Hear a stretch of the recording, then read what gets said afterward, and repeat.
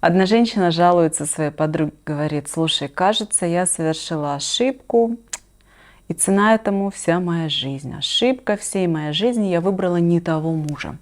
Вот зачем я вышла за него замуж? Смотри, живем с ним 15 лет, секса практически нет, денег зарабатывает мало, у него выросло пузо, он какой-то безамбициозный, он не станет уже чем-то большим.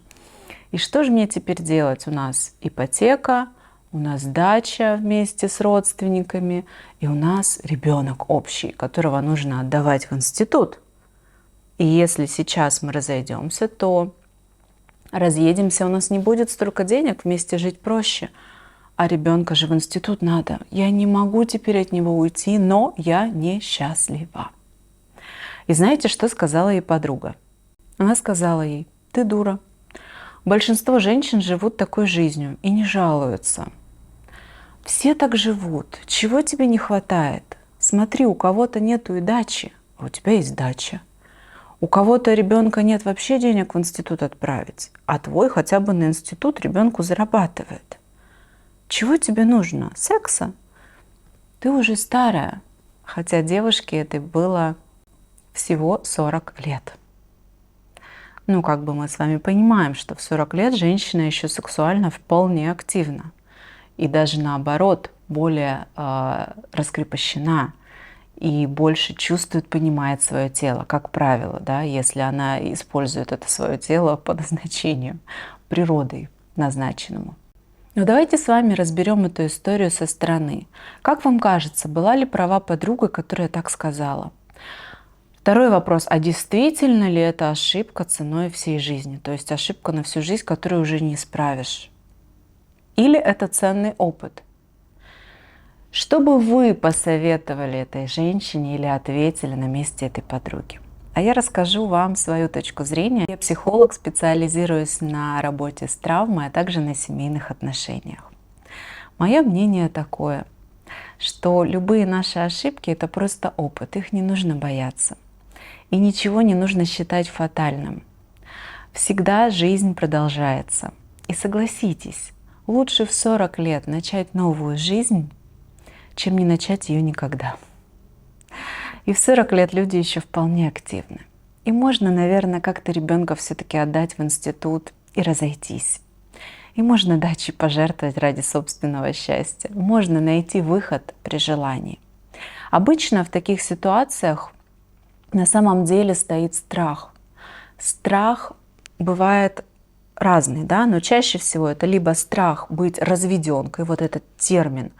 Многие его не боятся на самом деле, но есть действительно какой-то процент женщин, которых мысль о том, что она будет в разводе, пугает, потому что как будто социально это не одобряется.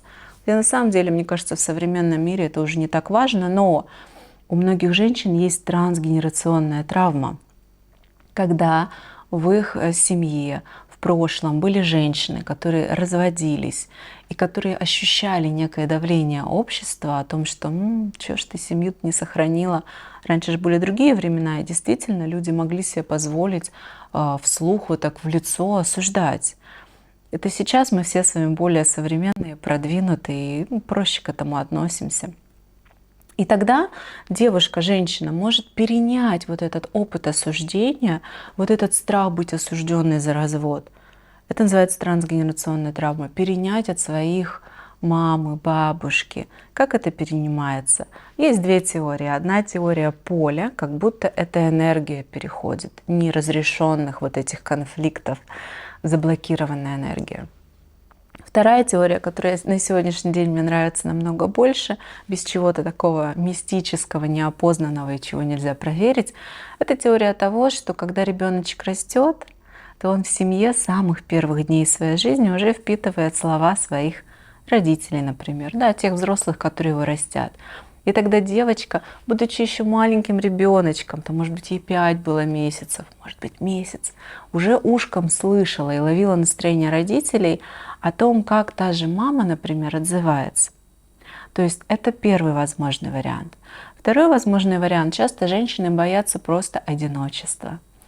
И выходят замуж часто, как раз-таки выпрыгивая замуж практически за первого попавшегося, лишь бы не быть одной.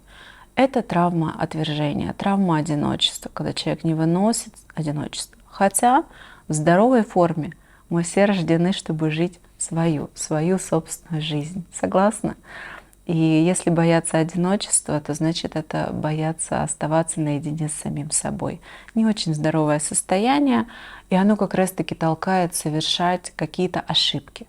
Но я еще раз предлагаю нам с вами не относиться к ошибкам как к чему-то плохому, а относиться к ним просто как к опыту о том, как делать не надо.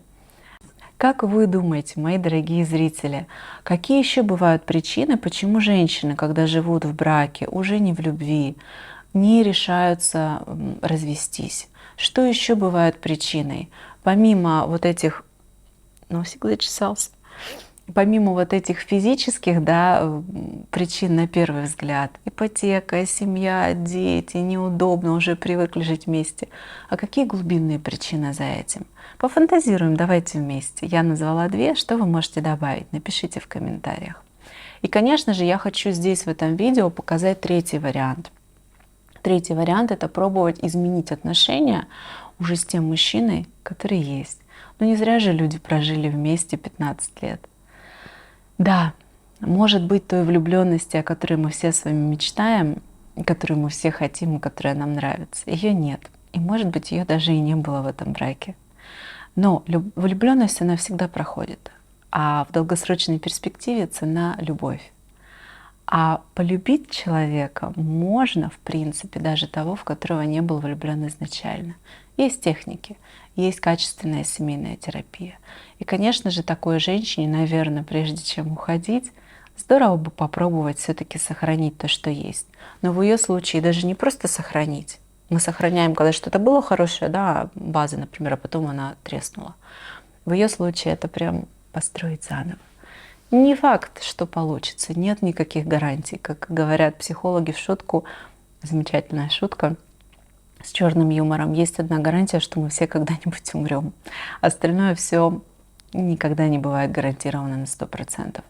Но все-таки это возможно. И возможно это в том случае, если мужчина тоже готов прислушиваться и меняться, если он тоже хочет приложить какие-то усилия и построить заново. Вот когда мы говорим про сохранить то, что разрушено, там есть разные варианты. Это уже тема другого видео. Но когда мы говорим построить заново в браке, который 15 лет, по сути, был мертвым браком, то тут нужна, конечно, работа с 2 сторон. Я буду очень рада почитать ваши комментарии. Делитесь вашим мнением. Ваше мнение ценно. Ставьте, пожалуйста, лайк, если досмотрели до конца. Подписывайтесь на канал. И до встречи в следующих видео.